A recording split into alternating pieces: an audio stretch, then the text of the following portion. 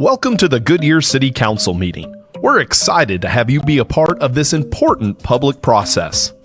Tonight, you will have the opportunity to address City Council on both non-agenda and agenda items. You must fill out a speaker request card in order to address the City Council. The agendas and speaker request cards are located in the back of the council chambers.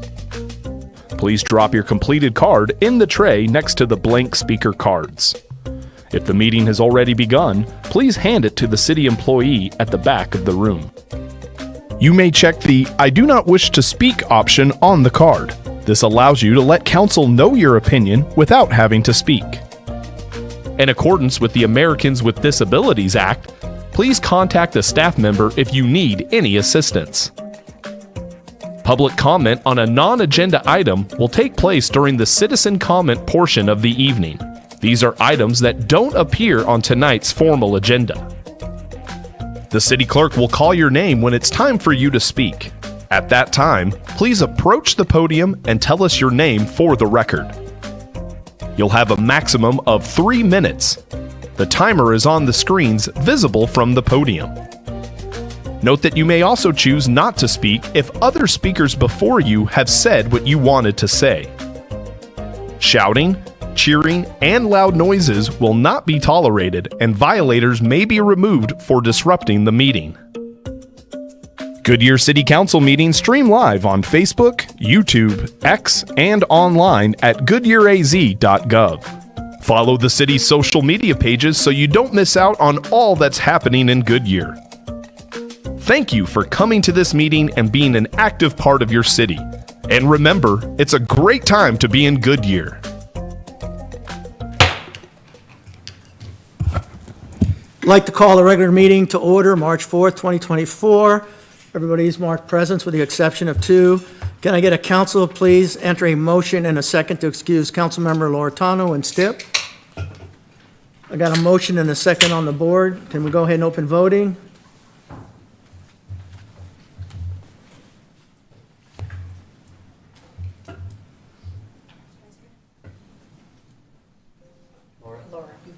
Oh, I'm so sorry.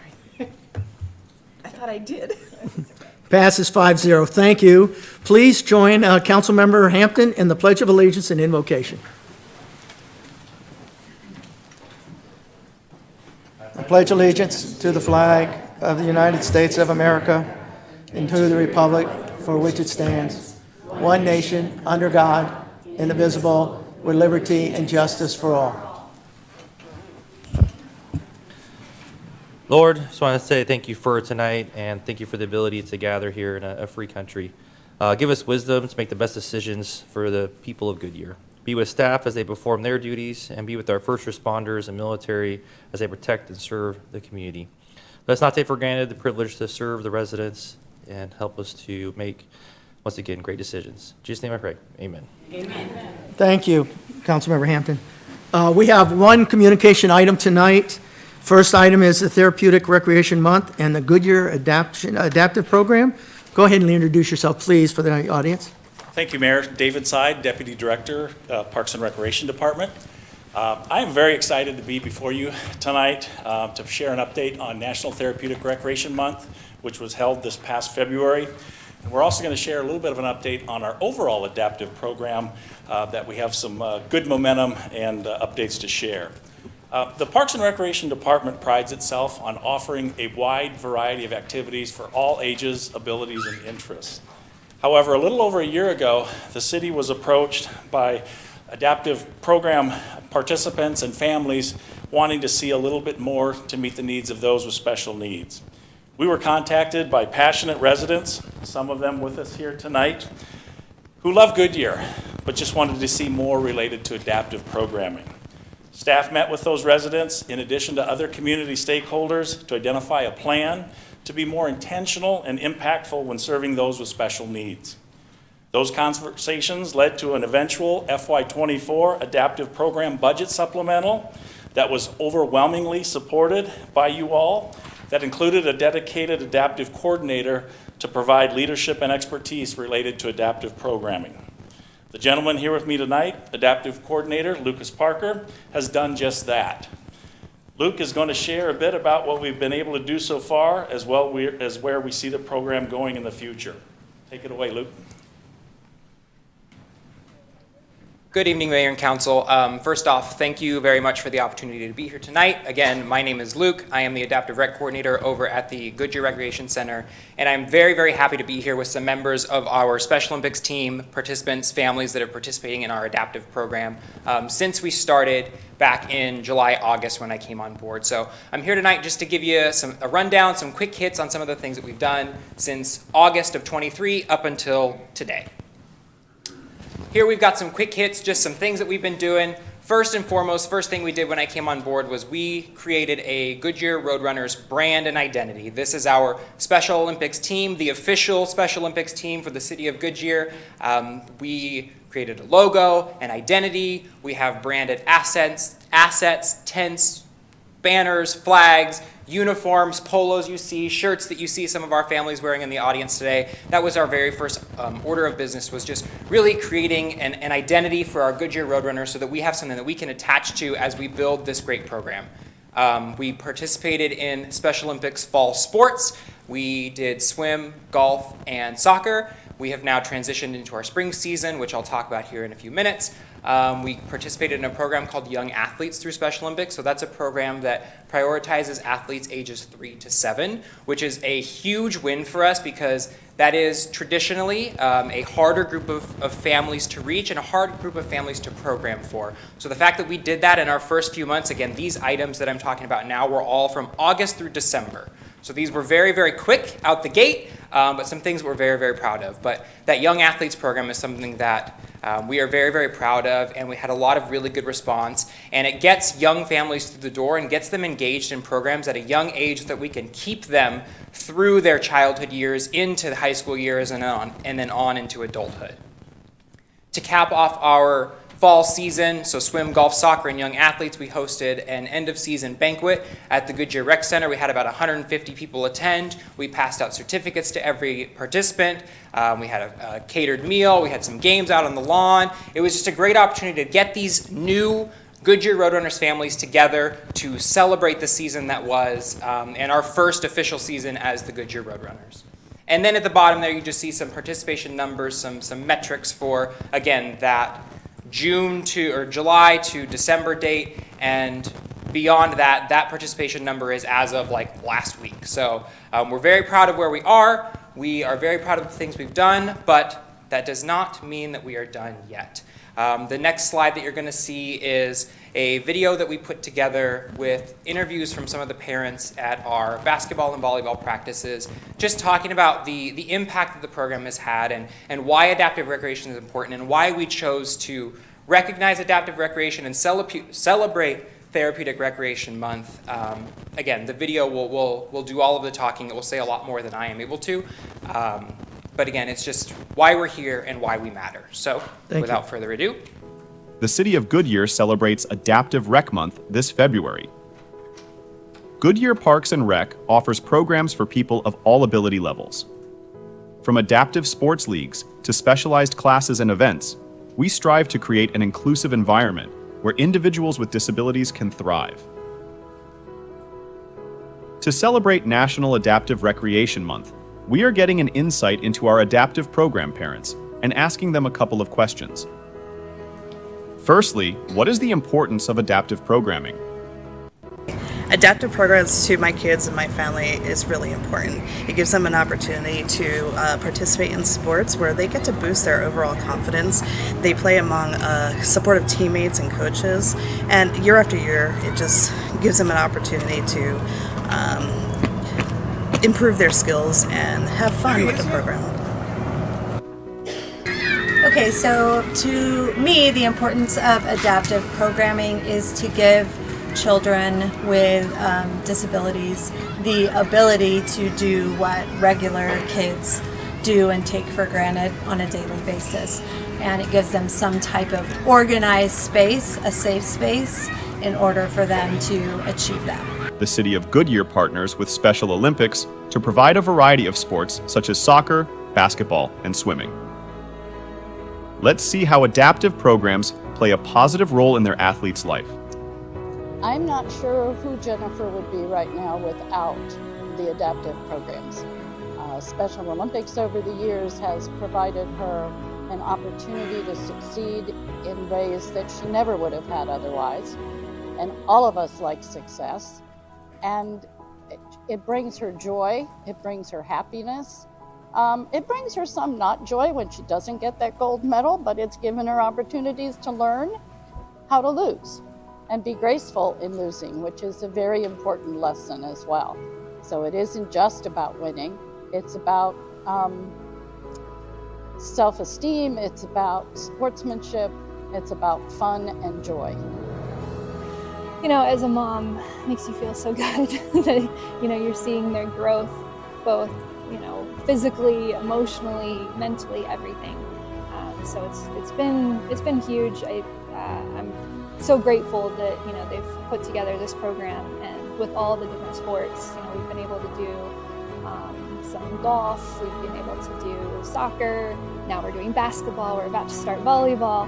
So he's having such a fun time. Lastly, we wanted to know, what does adaptive programming mean to you as a parent? Adaptive programs mean to me as a parent, watching my kids participate in a community of supportive parents, supportive athletes, supportive coaches, and I get to witness my kids doing something they enjoy.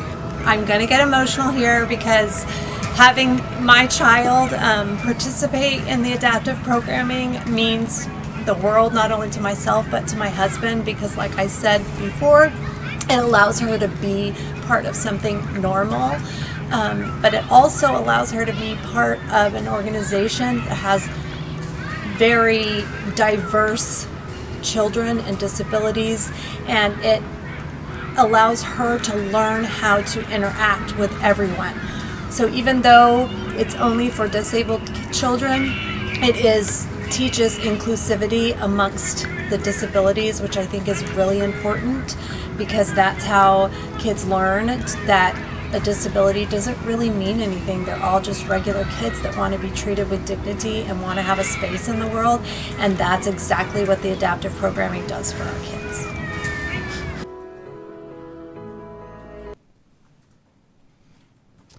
So again, those are some things that we have accomplished so far, but we are not done yet. We are just getting started. Like I said before, that was our fall season. We've now transitioned into the spring that started in January. We are currently participating in basketball, football, cheer, powerlifting, and volleyball. We are maximizing our Special Olympics participation. We're increasing recreation opportunities beyond sports for athletes and individuals in our community by expanding into one-off social opportunities, creative and performing arts opportunities, because sports is not for everybody, and we know that, so we're going to broaden the things that we're doing. We're going to continue to offer opportunities for our youngest participants, that 3 to 7 age group, just to get families involved and through the door. And then lastly, we're going to work with various nonprofits in our community. Just in the last couple of weeks, we've done events with the Down Syndrome Network and the Autism Society of Phoenix to really work on building a West Valley network of resources and support, and families in Goodyear and around Goodyear to just really start to build a community here in our adaptive recreation program. We're off to a great start. We're not done yet. The adaptive program is here, and we are here to stay. And we are just very thankful, again, to be here in front of you today, and to be here in Goodyear at the Rec Center. And we are glad that the Roadrunners have a permanent home in Goodyear. Thank you very much. Well, thank you for bringing such a program to the city of Goodyear.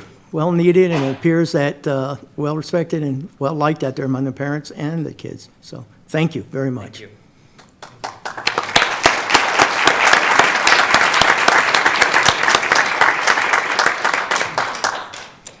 See, now is the time for citizens who would like to address the city council on any non-agenda items within the jurisdiction of Goodyear City Council. Any speaker cards?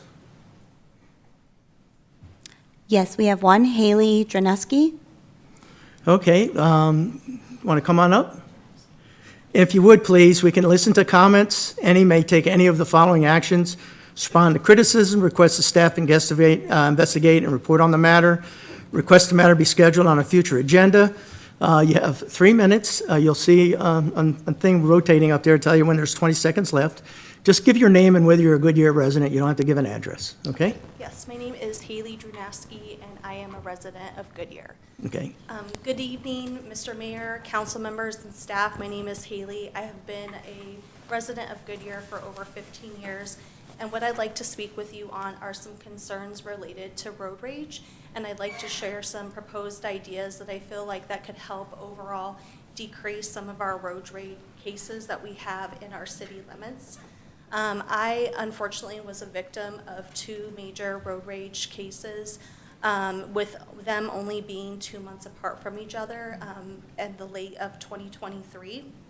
And since then, first I want to just share how grateful I am for our entire department of the City Police Department, from our officers to our detectives to our records request team, our victims advocate. Everyone shows such a great and executive professional, has compassion and empathy. But working through my past case and one that is still actively being investigated, I've come to realize that the department needs some more resources to help support them as a whole. So moving into that first idea, one in the records request side of it. So I had placed a records request in August, and then the court was scheduled for December. And then just this past Friday, on March 1st, was the day that I got the call that my records were ready to get picked up. And so I don't know what the staffing looks like, and if maybe that they need additional support to be added to their team, and or a different type of system that can really help streamline the efficiency of the turnaround of getting a report. My second idea is education. I think there's different avenues that this can be shared in, but one that I could see that could be valuable and that is used broadly is our City Goodyear magazine. 2 areas that I think that would be important to highlight in this would be what to do if you're experiencing road rage, and also what to do if you're witnessing road rage. I think there's a lot of people that are in these experiences and they're unsure of what next steps they need to take. My third idea is adding a step within the process of the officers providing the victim's advocate information to all victims involved in road rage. I think the victim's advocate is so significant. It allows that liaison and help answer questions so that you don't have to disrupt the workflow of a detective or an officer. And then lastly is a capital spend, and I understand with time that I can't go into granular detail, but just providing a high overview is installing flock cameras. I think that they provide many benefits of capturing actionable evidence. They're easy to install, maintain, as well as they also help prevent crimes from happening. So with that said, thank you very much for the opportunity to speak. If there are any type of committees or a team that I can be involved in, I would love to be a part of that. And just thank you again, Mr. Mayor, council members, and staff for the opportunity to speak on this topic. Well, thank you. First, I want the chief to talk to you, okay? He'll meet you in the back. I think you got some great ideas there. And in fact, we're right at the budget time right now, so we'll see what the chief wants to do as he brings that stuff forward. But I can tell you it's a priority of ours. So we've had people killed from racing. We had people killed, from a variety of things, almost killed as a result of the racing and some of the, unprofessional drivers that are out there on the road. I'm just saying that kindly, and you know what I'm talking about there. So please meet the chief in the back, share your ideas with him. You couldn't have picked a better time going into budget to see what the chief wants to do on there. But I think you got some great ideas on there. Okay? Thank you. You're welcome. Go ahead. We have any others? Okay.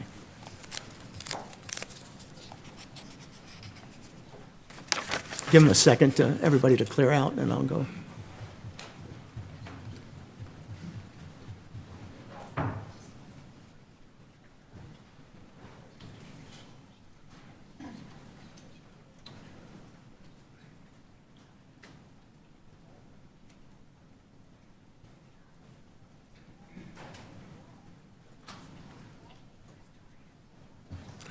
Will the city clerk please read the consent agenda items through 10 by title only?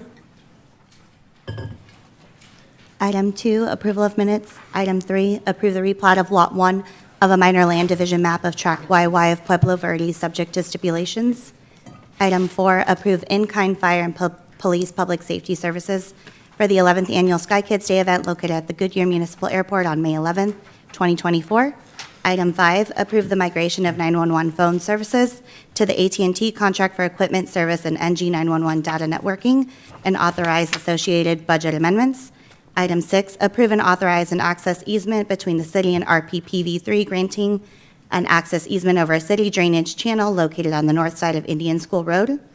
Item 7, approve and authorize an electrical line easement to APS over portions of a drainage basin the city acquired for development of park facilities. Item 8, approve budget amendments and related expenditure authority. Item 9, adopt resolution number 2024-2393, supporting the submission of 2024 grant applications by Alice Cooper Solid Rock Teen Centers, All Faith Community Services, Arizona Community Impact, Gaskins Charity, New Life Center, and Sounds of Autism to the Gila River Indian community, and authorizing the city manager to accept and administer subsequent awarded funds and any amendments thereto as a pass-through grant. Item 10, approve the map of dedication for Indian School Road, subject to stipulations. Thank you. Is there anybody in the council like to remove an item? Seeing none, go ahead, and if you would, let's see, we got a motion and a second on the table. Go ahead and open the voting.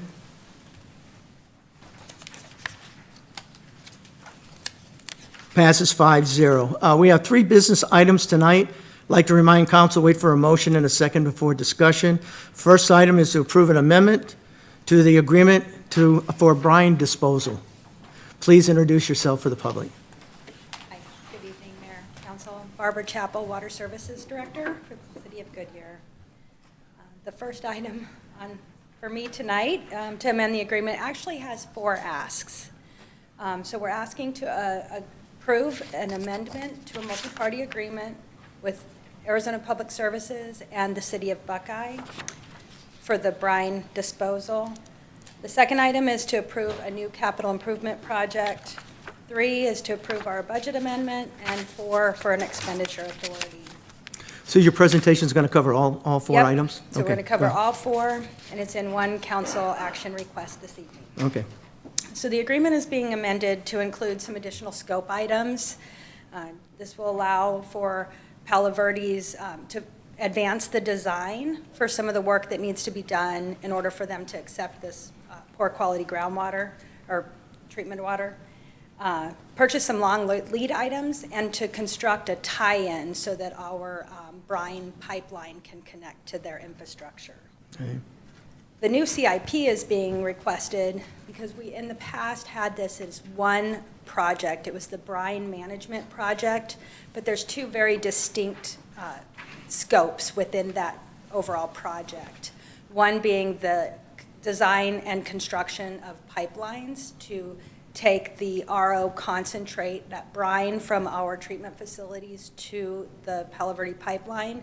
And the other half of the project is for improvements to the Palo Verde infrastructure that they'll be delivering, and that's part of the agreement. So for simpler tracking and reporting on those capital projects, we thought it was important to split them out.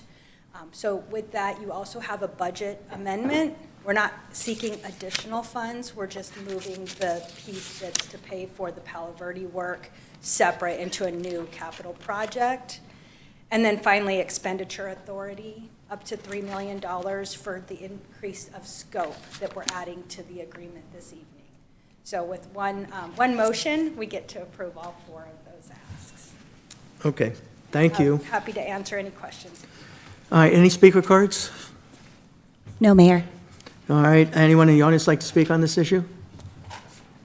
Seeing none, will the city clerk please read the motion and the second to approve the First Amendment to the agreement to accept municipal brackish water between APS, Goodyear, and Buckeye, create a new capital improvement project 61015, and approve related budget transfer of $15 million and expenditure authorization of $2.650 million. I see a motion and a second. Yes, all right, with that, open up the speaking, and I see Councilman Hampton's first up. Yeah, no, I appreciate this. This is going to be really good for for the city of Goodyear and also for Palo Verde as well. So you said the extra scope was for the work that's already been done? No, so.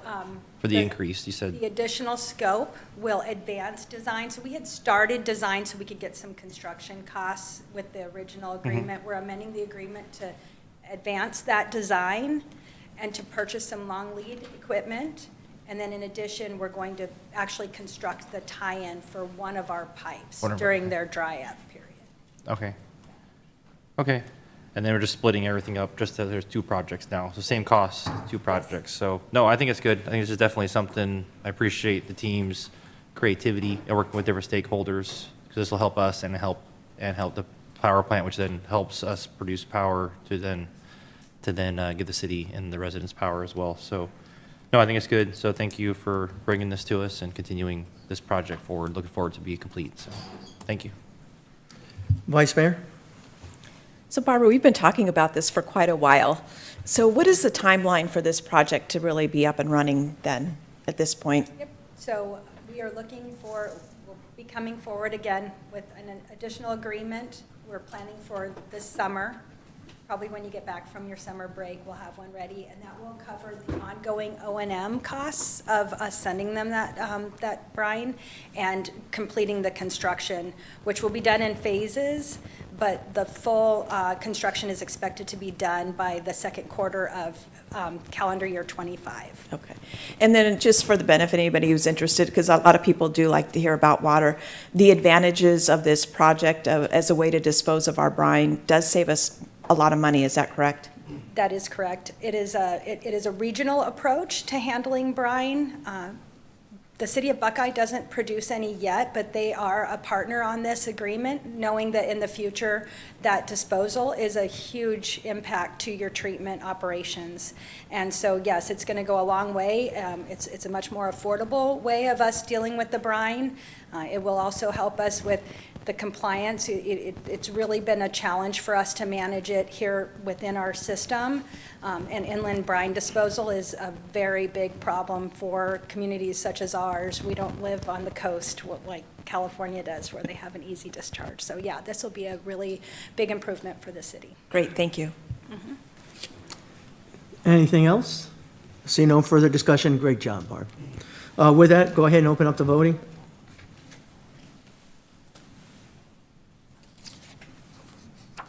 Passes 5-0. Thank you. Next item is to modify the city's designation of assured water supply. You're back up. That's me again. Thank you, Mayor, council members. So, as many of you are aware, the state of Arizona has an assured water supply program where a utility can prove that we have physical, continuous, and legal available water supplies for our current, committed, and proposed developers for 100 years. And we're very proud to be a designated provider. But you also know we've grown very rapidly in recent years. And so the last time we did our designation, we anticipated a certain level of growth, and we have far surpassed that rate of growth. And so it's time for us to come back in and get our designation modified. It will allow us to increase the portfolio that's in the designation. And in order to make that application, we need a resolution from our council authorizing us to modify our designation. So the request this evening is just that, authorization for us to submit an application and update our designation. Thank you. Mm-hmm. Any speaker cards? No, Mayor. Anybody in the audience like to speak on this one? Will the city clerk please read resolution number 2024-2391 by title only? Adopt resolution number 2024-2391 authorizing submittal of an application to the Arizona Department of Water Resources requesting a modification of the city's designation of assured water supply. See a motion and a second on the board. Open for discussion. Everybody okay? The only thing I'd like to add, Barb, while you're up here, is that there's been a lot of misinformation out there when it comes to water availability here in Arizona and even Goodyear. So I know at some point we probably just make sure that we keep driving that point home, that we do have an assured water supply, and that Goodyear has water, because some of the headlines that are out there are, I think, not accurate in my mind, and do you agree with that? Yes, for sure. For sure? All right, so maybe we just got to make sure we keep driving that point out there as far as the water that we have. Thank you very much. Go ahead and open up the voting.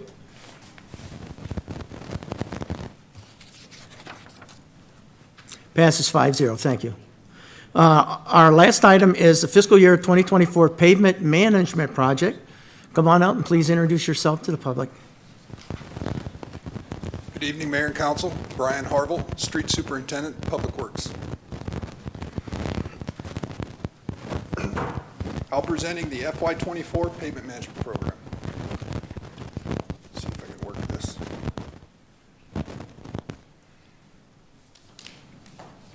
Tonight we'll be discussing the PCI of the City of Goodyear streets, types of treatments being applied to our streets, the streets projects scheduled for FY24, and then I'll ask your approval to spend the appropriated funds already identified in the streets FY24 budget.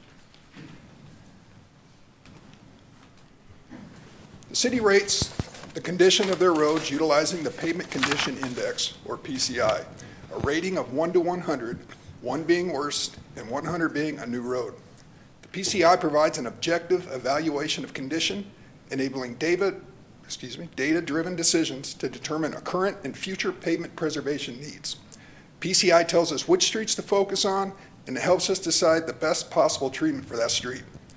The city contracts a company to utilize a van equipped with a variety of sensors to drive each lane mile of road, collecting data such as pavement density, cracking, and surface deviations, which is then uploaded to our asset management software. This information is then calculated into the PCI for each super segment of pavement. Citywide, we are noticing a positive trend since 2014. Our current PCI of 76.4 is a desirable number and demonstrates a well-maintained network of pavement. Many of you were here in 2014 when we began our increased focus on pavement preservation. As you can see in the graph, our pavement condition has been on a steady improvement since 2014.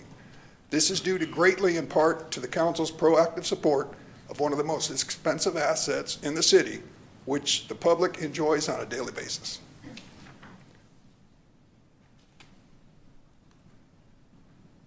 We will be treating approximately 10% of the city's 1,124 lane miles for FY24, utilizing 4 treatments.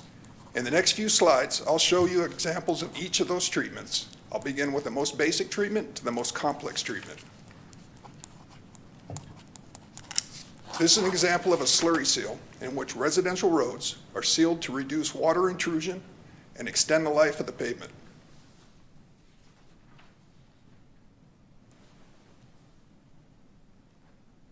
This is an example of a microseal in which an arterial and high-volume collector road is sealed with a polymer-based sealant, reintroducing fine aggregates back to the road surface. Here's an example of a mill and overlay in which the top 1.5 inches of pavement will be removed and replaced by a new layer of asphalt.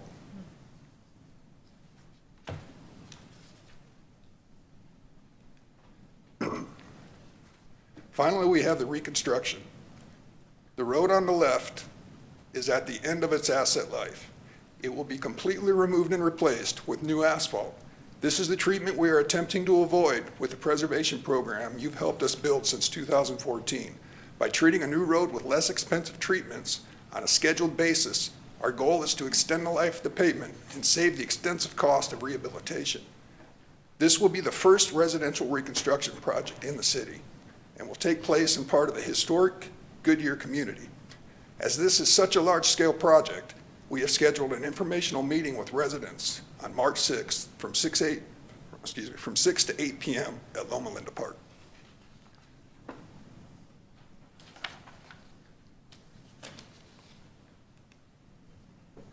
As part of the preservation projects, we also have ADA access ramps in these locations. We also improve ADA access ramps as needed in these locations to meet federal requirements.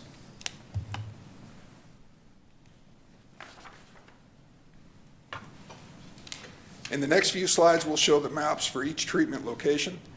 In the north part of the city, we have Palm Valley 5 and Palm Valley 8 shown in green, which will receive a slurry seal. Various arterials shown in orange will receive a micro seal. We have Indian School, Wigwam, Pebble Creek Parkway, and Bullard Avenue.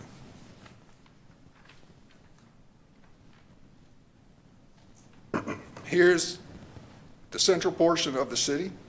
Lower Buckeye Road in purple will receive a mill and overlay treatment. In the bottom map in red, you see historic Goodyear, which will receive a complete reconstruction of the residential streets, which we already discussed. This particular project is covered through CIP funding and is on the CIP schedule. This final map is the Estrella Ranch area where the green highlighted roads will receive a slurry seal. The neighborhoods making up this community are Avalon, North, Ridgeview Point, Mesquite Ridge, Arroyo Vista, Sonoran Springs, and Saguaro Canyon.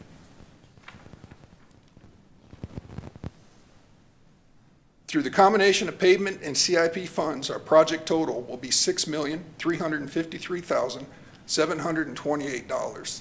This covers every project I have showed you this evening. Finally, I recommend your approval to spend $6,353,728 to complete the FY 2024 pavement management projects. Thank you for your time, Mayor and Council. I'm happy to answer any questions you have at this time. And as you mentioned earlier, this is already in the budget, correct? Already in the budget, yes. Thank you. All right, with that, can I, let's see, any speaker cards? No, Mayor. Anybody in the audience like to speak on this? Will the council please enter a motion and a second to approve expenditures in the amount of $6,353,728 to complete fiscal year 024 payment management project in various locations throughout the city? Let's see, I see a motion and a second on the board. Go ahead and open up for discussion. And I see Councilmember Campbell up first. Do you mind going back to the map where you were showing where some of the road construction was going to be, and you had it in various colors? Was that? Oh, did you? Oh, my monitor's off. Oh, have you got it? Oh, okay. I didn't touch it. Well, never mind. It's okay. Okay. So, what's the blue for? Okay, the blue is private. Those are private roads. And then Okay. the gray would be city So maintained. only the green, oh, I know that, but not all of it is Pebble Creek. So only the green and the yellow is what we're doing for this 2024 pavement? Yes. Plus historic Goodyear? And Yes, Lower along with Buckeye. the, right, and then also. Okay. Now, by doing historic Goodyear, is that going to be all of historic Goodyear and it'll be done once and for all? So, no, this actually. the That's map- just a portion of, It's a portion. Yeah, So it we're is. actually completing from La Jolla Boulevard to Van Buren, I'm Okay. sorry, to Litchfield, and then from Loma Linda to Van Buren. okay, so if we do this half in '24, are you proposing to do the balance of it in '25 possibly? Possibly. So that road, this road has never received a treatment. I've been here since 2005, and I know we've not treated it since then. The other portions of historic Goodyear have received similar treatments. They've received a mill and overlay, I believe, in 2010. They will be coming up for a treatment. It may not be this extent.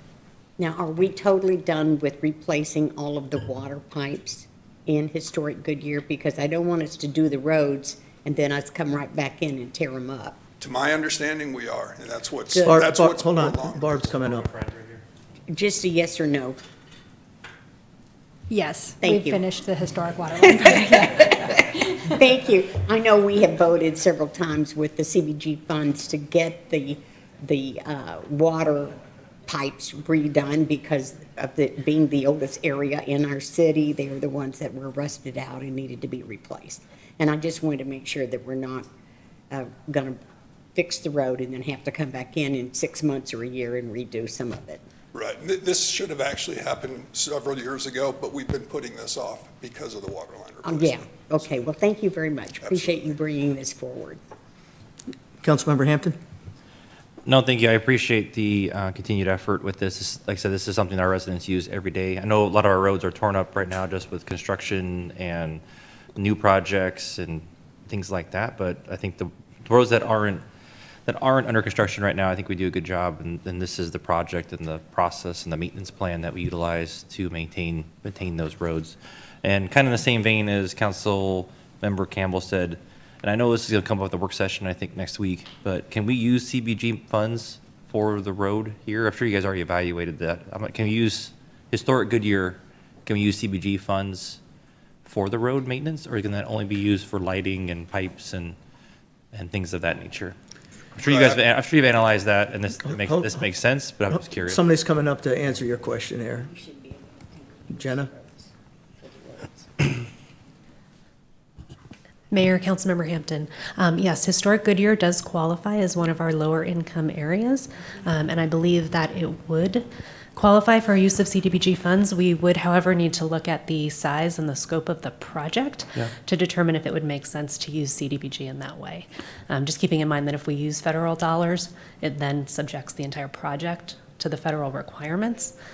So we just need to be smart about it. Yeah, I'm just curious. When I was on that committee before we started switching it over, just like Councilmember Campbell was as well, I know we did all the piping was the CBG project, and I know we were going to present, I think, next week on potential lighting in all of North subdivisions or historic Goodyear as well. So I know it all qualifies. I was just curious if it matters which project we do. So, but I'm sure you're evaluated that, and I'm sure this is the right way to go. But I was just bringing it up because that historic Goodyear does have some qualifies for more potential funding than other parts of the city do.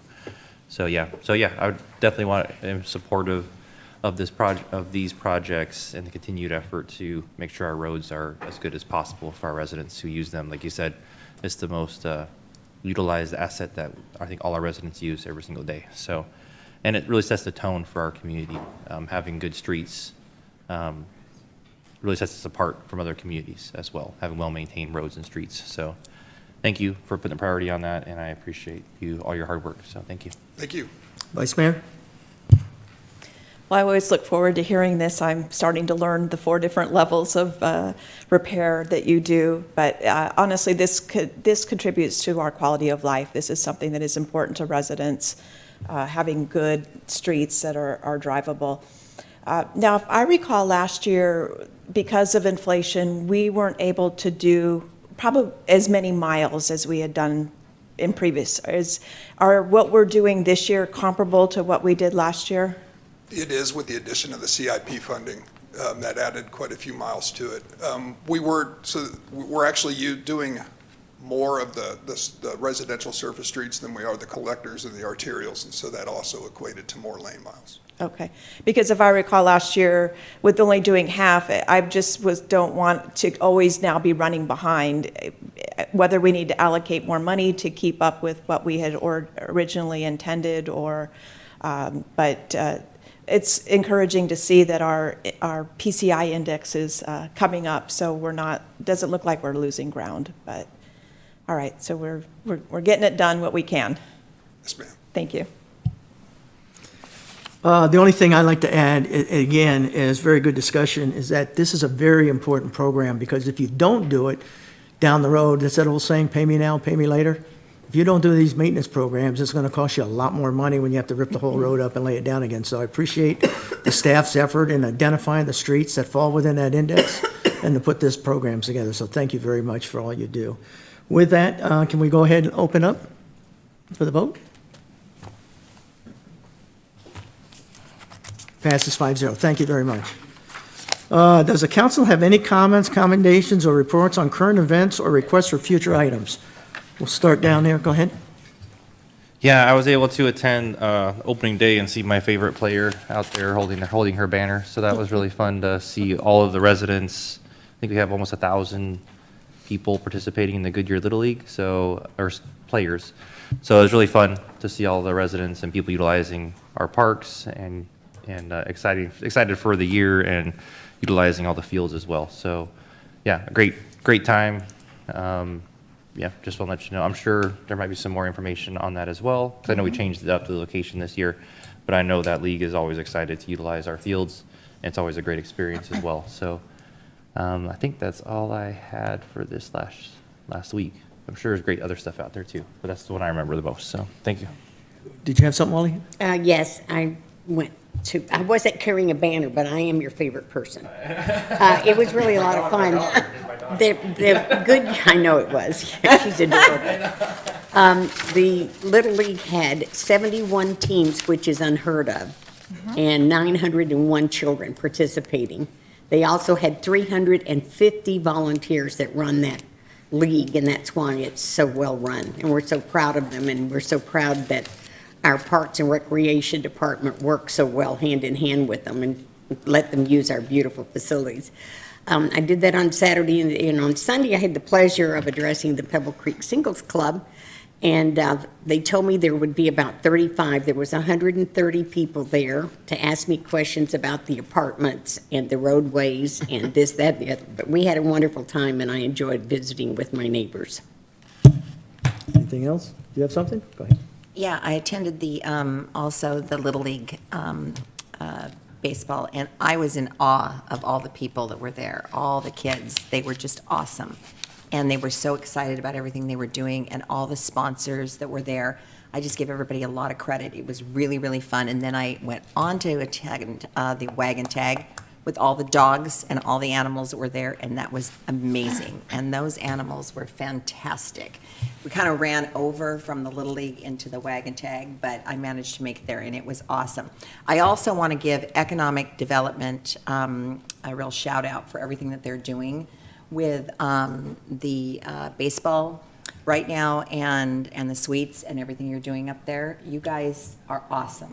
I can't say enough. I came back and told Wynette the other day, I could not believe how awesome it was. So thank you for everything you're doing and how you're making everybody feel, and making the people in the city, as far as restaurant owners, et cetera, feel like they're really somebody and they're coming along with what they're doing. I think it's important to do that for us all to be involved in what the cities, the restaurants, and with a growing city and what we're doing, and be a part of that. We did have an auction for the pancreatic cancer event, which I had before the opening of Station 188, which was also another cool event that we went to, the opening of that station, which was awesome. They did very well on that, and I think it's important to be involved. Fire, police, everybody to be involved in what's going on with our local restaurants and businesses, so that when we need something, we can ask them for it too. But economic development, awesome job, great job. I was there again today, awesome. You know, the Little League really drives the point home, number one, is that volunteerism in our city is at its best. Whenever we need something, I mean, the volunteers, this is a community of volunteers. I mean, we got thousands of hours, a year from our volunteers, and the fact they had 300 volunteers to put that on, I think that's awesome. What I hadn't heard, and I don't know if the chief has heard, me and Rosalva was there to kick off and I saw Benita there with the kick off the Battle of the Paddle, right? I don't know whether the firefighters got smoked by Cantamia or, no, you don't know? Oh, come on up. Because I know typically Cantamia usually puts a hurting on them, so I don't know what the score was there. Yeah, I'm not sure. I can follow up with the charities group and see what the score was on that. Okay, because I'm just kind of curious, just something I got to let the firefighters know if they didn't pull. I was asking them to pull on that, so, okay. Thank you, Chief. With that, does the city manager have anything? Yes, Mayor, I do. Also on Saturday. Oh, hold on a minute, she's got one more. Go ahead. I didn't see you. Sorry. I read to the kids this morning in the school. That was my first time reading to those kids. I just had to say something. This was the funnest thing I've ever done since I've been elected. It was so great. The kids were so awesome. And I just thank them for inviting me to do this. This was really awesome. These kids were just, I can't say enough. It's kind of like the Little League thing. The kids are awesome. Thanks. Wynette? Okay. Wagon Tag Pet Festival was held on Saturday, March 2nd from 9 to noon, where participants had a tail wagging good time. Oh. With a ba-da-da-dum. All We had about 1,600 people and pets attending, and thanks to generous donations from Goodyear vendors, over $2,500 in dollars and raffle prizes were up for grabs attending, for those who attended. And I had a follow-up on the Little League opening day, but Councilmember Campbell did a great job at giving the data and the stats behind that. So that's it. Thank you. Well, the next meeting will be March 18th, 2024. With that, this one's over.